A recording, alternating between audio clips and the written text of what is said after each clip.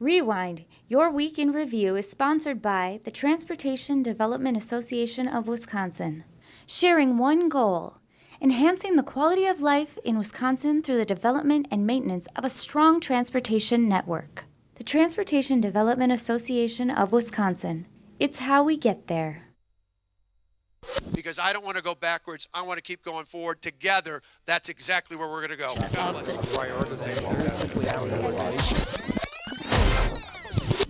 I'm Steve Walders. And I'm J.R. Ross. This is Rewind, the WisconsinEye and WisPolitics look at this week in Wisconsin politics. First, WisEye was there. It's foster care month, so we interviewed Eloise Anderson, the state supervisor of our foster care system, and you'll hear a quote from a young foster care girl who suddenly came back and her sister had been placed in another foster home.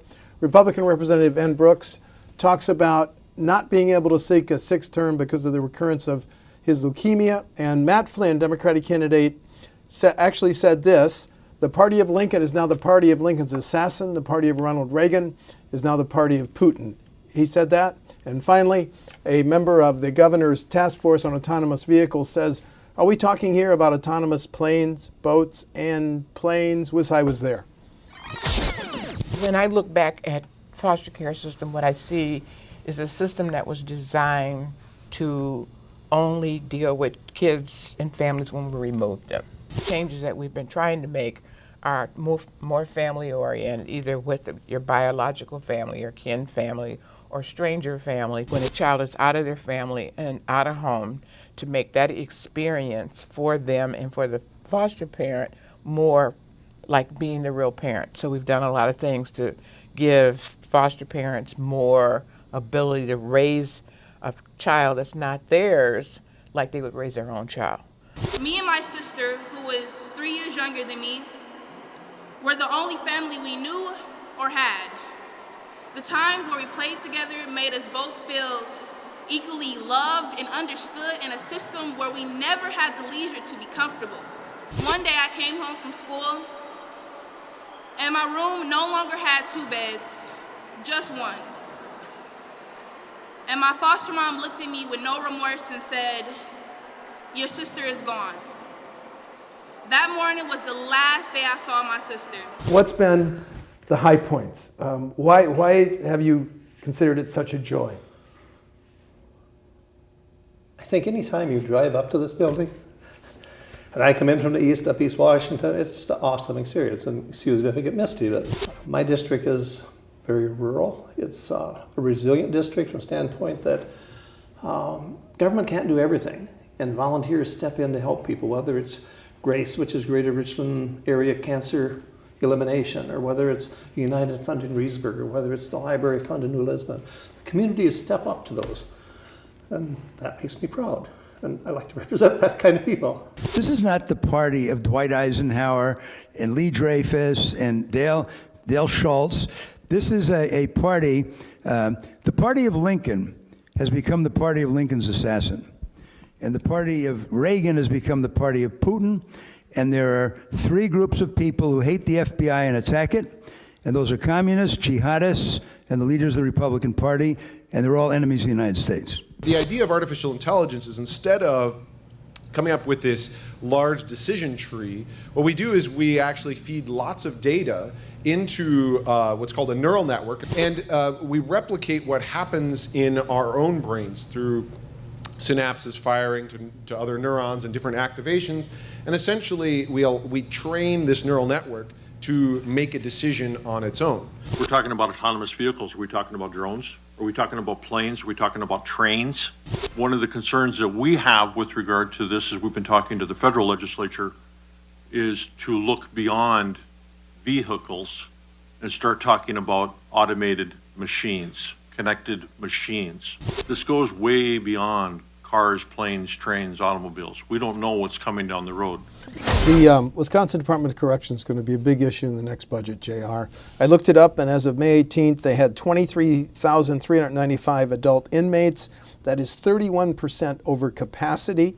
The Journal Sentinel reported a $42 million overtime tab, and we have 2 prisons in Waupun and Green Bay that were built more than, well, let's just say in the 19th century. Now they have a new director. as Cathy Jess will be replacing John Litcher. Yeah. I'm not really familiar with Cathy Jess. Maybe you're not either, but she's been a deputy secretary. She's been a warden. She's been a correctional officer since she started 30-some years ago. I mean, Litcher was brought in to be secretary to address a couple of problems. One is the youth prisons in northern Wisconsin are having problems. I think that's job one on her Another, agenda. The rising costs. We've had overtime problem in the prisons for a while. Let's talk about the overtime. That's not going anytime soon. They have a shortage of employees. It's a tight labor market. I mean, you add all those things up, it's a difficult time to find people to work in prisons. So how are they going to fix that? That's a problem that's kind of not been fixed by Litcher. The youth prisons, they've taken steps to address that. They're going from this facility in northern Wisconsin to these regional facilities. So now the next Secretary Jess will have the opportunity to oversee that process, how it's going to work, where these things will be cited, those kinds of things. But there's still, the big problem still is, staffing these agents, staffing these prisons, paying the people to do it. And oh, by the way, I've got maybe a new one to look at coming down the pipe sometime. That's right, that's right. And we still don't know where the U.S. Justice Department is in its investigation of our juvenile prisons. So we don't know if that's going to be a pre-election issue. So it's an agency that gets more than $1 billion, and there's no federal funds, so it's our tax dollars there. Sometimes its budget is bigger than the UW system subsidy. But let's talk about Mr. Litcher. He was kind of a fixer for Governor Thompson, and he had the corrections job for McCallum. He was Employment Relations Secretary. Yes. He's at age 73, he's been a public servant. He was an interim school superintendent when he was tapped to come back. Cambria-Friesland. Come back and be the corrections secretary. And he did not like talking about Copper Lake and Lincoln Hills as being a prison. He talked about being an educational setting. He had a different approach in that way. But when he's brought back, you have to say, he was brought back with the idea that this is a guy who's respected by both the people who work at corrections and others in state government, that he had a calming influence or a calming personality to come in and help right the ship, and got part of the way there, not all the way there. Okay, Secretary Jess, both JR and I, once you get settled in, we'd like to do an interview with you. Okay, transitioning. Foxconn back in the news. It's always in the news. But now there was this report by an Asian news media outlet, I don't know how to pronounce it, that said that Foxconn has decided to go from the huge LCD screens. And I remember I was at a WMC meeting when Foxconn's number 2 said these will be the size of 2 beds. And now there's a report that they've decided to go to smaller screens. And the Democrats, Senator Schilling said, I have serious concerns that Foxconn's reputation for abandoning projects and failing to deliver on their promises is coming to fruition. That was piling on by Dana Walks, piling on by Hintz. Sure. Yeah. Right. And then Foxconn said in this statement, Foxconn can categorically state that our commitment to create 13,000 jobs and to invest $10 billion US to build our state-of-the-art Wisconsin Valley Science and Technology Park in Wisconsin remains unchanged. How do you read this? One, that story prompted a kind of a flurry politically in the Capitol this week because this is such a hot potato of a political issue. You have Democrats who are suspicious of the deal, who looked at what's happened in other states and other countries and said, there's no way Foxconn can deliver. And you have Governor Walker and the backers of the project trying to build support for something that they know is not popular politically, especially outstate. And every time you see something like this, it makes it harder to do. Now, the initial report was about Foxconn pulling back its investment or lowering the investment, which the paper kind of retracted that piece of the story, but stuck with the looking at smaller screens. In the company statement, they talked about how this is going to be done in phases. And the initial phase will have screens for, smaller notebooks, laptops, that kind of thing. So there's a little bit of a change from what they talked about before, but they're saying that we're committed to the $10 billion investment, the 13,000 jobs, which is the big picture piece of it. But every time something like this pops up, you're going to have a flurry of he said, she said, because this is such a touchy issue politically, especially ahead of an election. Right, and I was interested in the perspective of Tim Sheehy of MMEC, Milwaukee Metropolitan Association of Commerce, and he put it this way.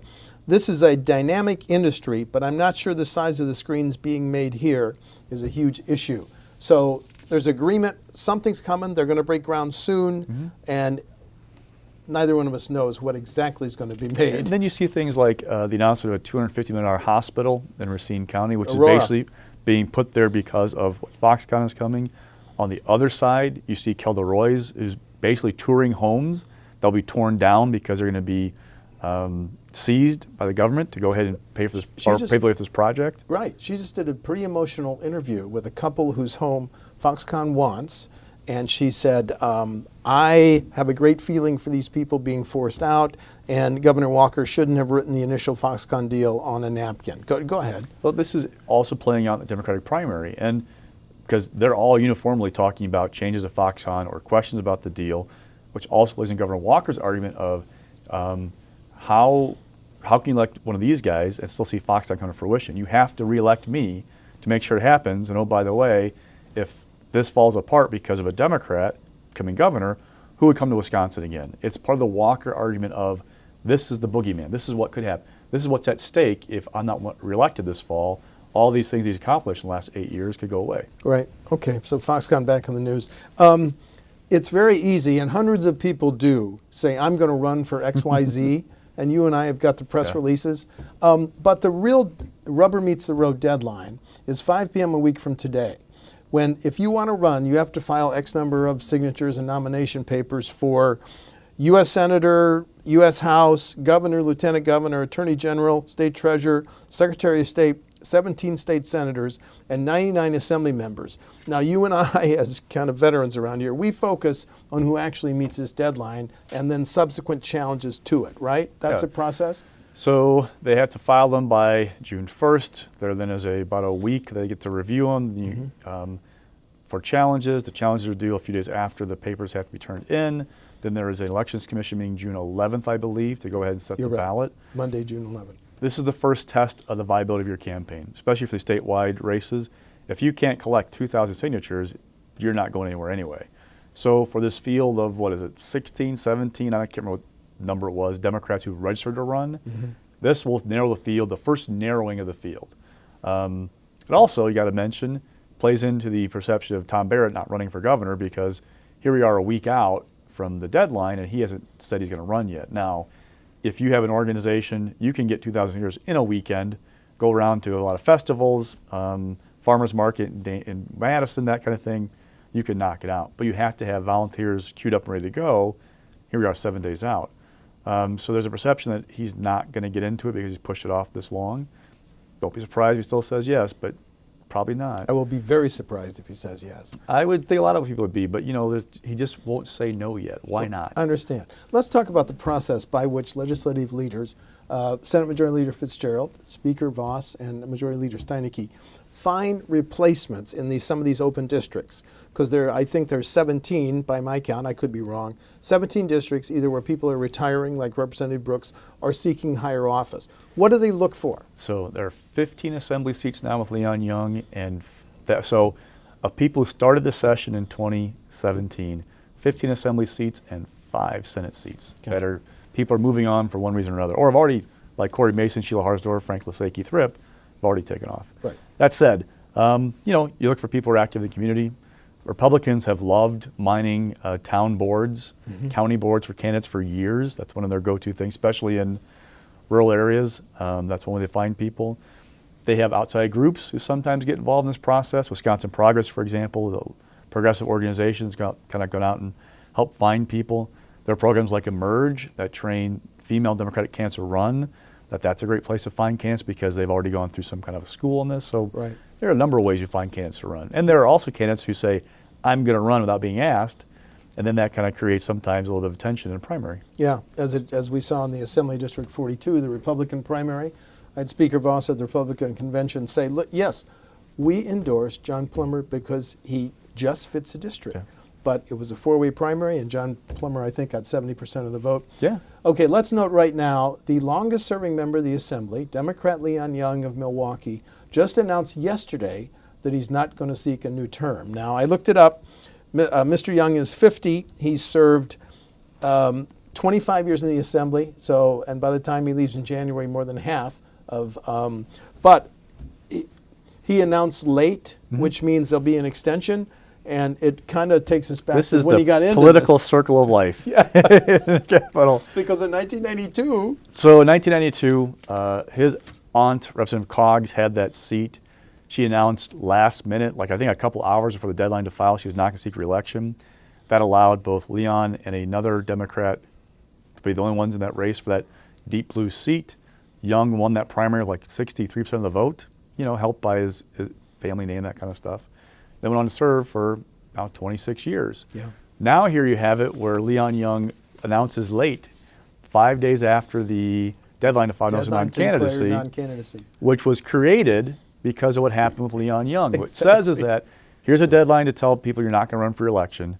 If you don't meet that deadline, people get an extra 3 days to turn in papers. So because of that, assuming he sticks to his decision and doesn't turn in nomination papers June 1st, if you want to run for his assembly seat, you have till June 4th to do it. Now, Jesse Kramer, Republican, who's also retiring, he didn't file his notice either, so you're loading that seat, same thing, 3 extra days. Right.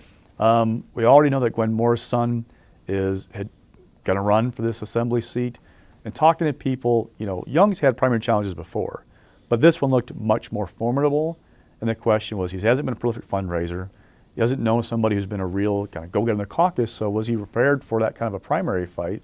And now that he's not running, well, other Democrats get in, because this is a deep, deep blue seat. And it's no coincidence that he was just relieved of at least a part-time staffer after he introduced an amendment on the floor of the Assembly to ban assault weapons. Which would have hit hunting rifles, possibly. Yes. And his leader, Representative Hintz, then stood up and asked that his caucus's amendment, a member of his caucus's amendment, be tabled. So let's not lose that connection. All kinds of stuff going on there. Oh, right. Yeah, there's all kinds of layers of that onion, let me tell you. Yep. Let's do a short preview. We'll come back to it next week, of the Democratic Convention.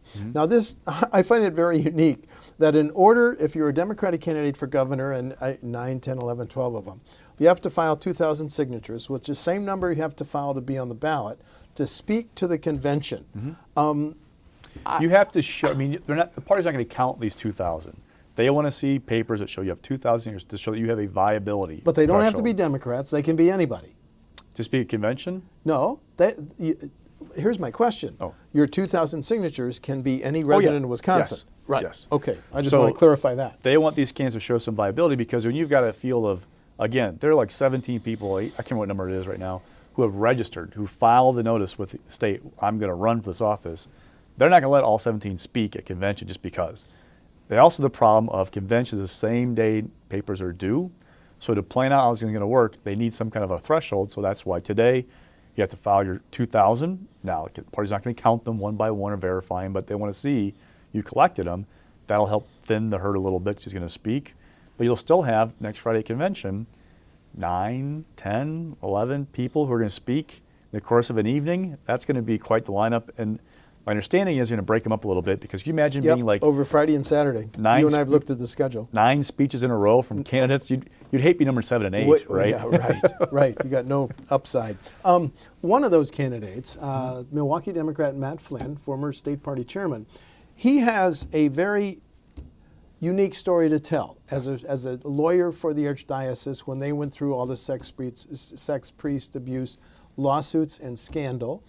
And the SNAP, the Survivors Network of those abused by sexual priests, wants him to drop from the race. So he was asked about this at a meeting after he presented to the Milwaukee Press Club this week, and here's what he said. Originally, the Republican Party in October had attacked me for representing the Archdiocese. And then other people, some of them groups who are friends of mine, have picked up some of those themes. So when I've spoken to in Stevens Point to the Portage County Party, or in West Bend to the Washington County Party, I'll say, here's what happened. I represented the Archdiocese. We settled with the victims. It was a terrible thing that occurred. And the victims had a lot of courage to come forward. We settled with them for compensation and therapy, and we put into place procedures so that these transfers would never happen again, and that's what happened. They never happened again. And people, when they hear that, and I say ask any questions you want. When people hear that, I think that they have a lot of comfort, and we move on to the subjects. People who are victims, there's nothing that they do that I could really object to because of the horror of what happened. But there are people, plaintiffs' lawyers, who get 40%, who I have very little sympathy. And so this business of just saying I have 60,000 documents, and therefore you must have been the guy who transferred all these priests, that's false. I'm much more concerned, quite frankly, with the impact on victims now and going forward, and that's why I put out the proposals I did today.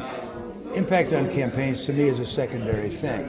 The fact is, though, I'm campaigning hard around the state, and I think when people look at the facts, they see we represent a number of denominations, including the church. It's absurd to say that any bishop in the world, any archbishop in the world, there are 300 of them in the entire world, suddenly turns over to their lawyers the assignment of grace. So here's the deal.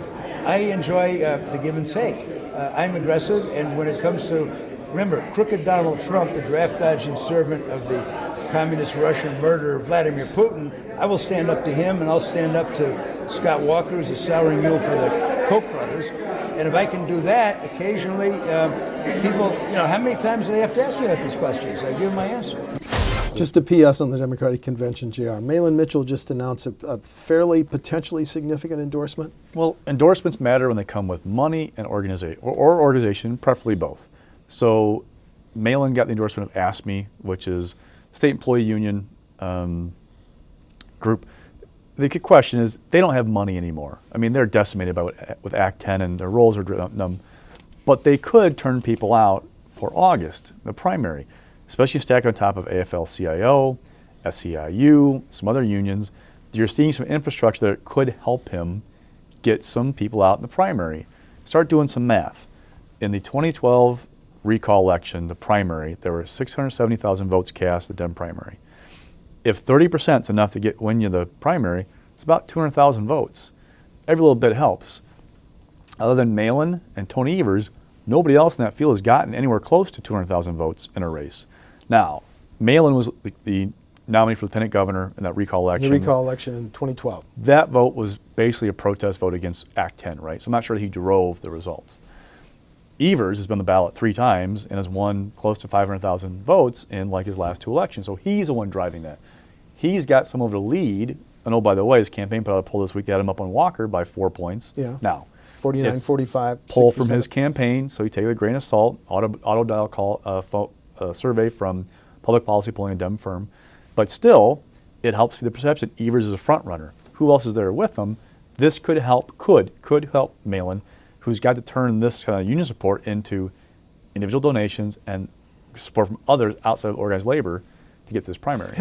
Help me with this question. Has WEACT, the teachers union, officially endorsed Tony Evers? Nope, and they told me they are not endorsing in the head of the primary. They're not endorsing in the primary. Okay, new subject. Let's go to the 2 Republican candidates for the U.S. Senate, the nomination to run against Senator Baldwin, Leah Vukmir and Kevin Nicholson. They told Pro-Life Wisconsin that they would ban abortion in all cases, no exceptions for rape, incest, or if a woman's life is threatened. They would back a constitutional personhood amendment protecting preborn human persons, no research on stem cells from human embryos. This, of course, is a polar opposite of Senator Baldwin's position, who support abortion rights.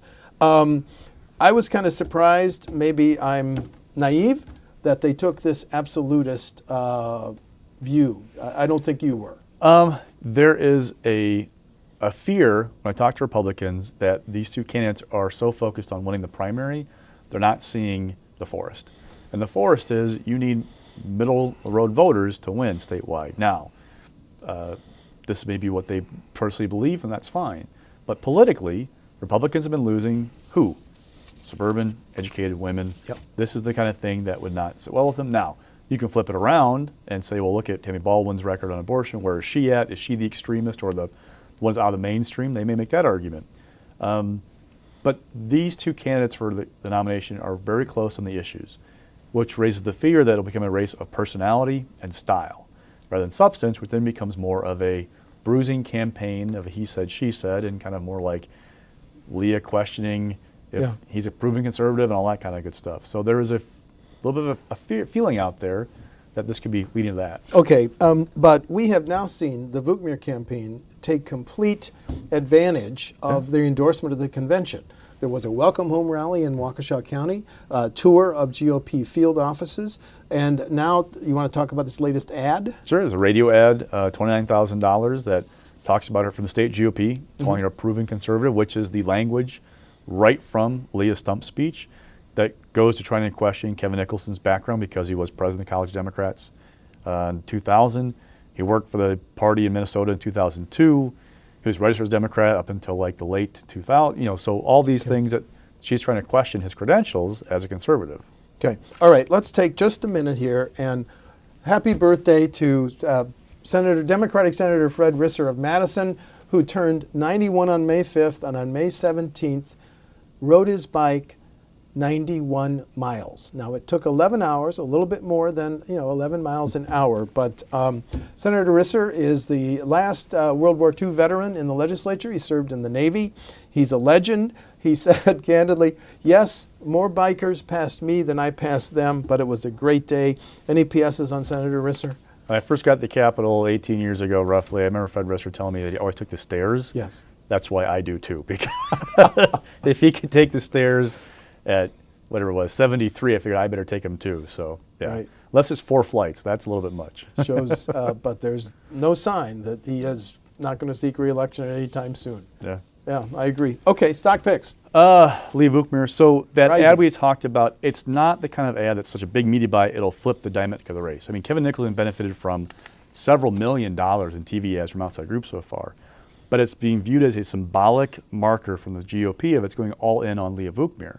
Now the question becomes, what else will it do? Before the endorsement vote, they talked about doing things like infrastructure, access to donor lists, those kinds of things. This is kind of a new step of paid media. Mm-hmm. Now, there's some real risk for the party. If it goes all in on Leah Vukmir and she doesn't win, what's the party's power?